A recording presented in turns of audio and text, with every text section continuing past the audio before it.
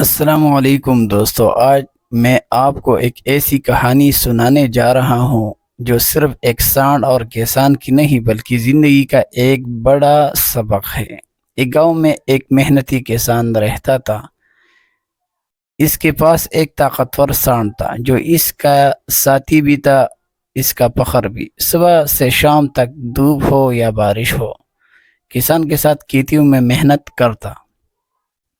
لیکن ایک دن کسان نے سوچا، میں نے اپنے سانڈ کو کبھی آرام نہیں دیا، شاید آج وہ آزادی چاہتا ہوں، اور اس نے سانڈ کو کھلے میدان میں چھوڑ دیا۔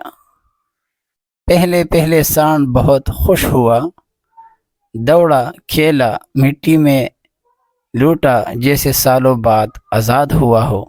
لیکن کچھ دیر بعد اس کے چہرے پر خوشی کے بجائے خاموشی چھا گئی۔ شام ہوتے ہی وہ خود ہی واپس آیا اور کسان کے قدموں میں سر رکھ کر کھڑا ہو گیا۔ کسان نے مسکرا کر کہا، بیٹا، تو نے آج مجھے سکھایا کہ طاقت تبھی معنی رکھتی ہے جب اس کے ساتھ مقصد اور وفاداری ہو۔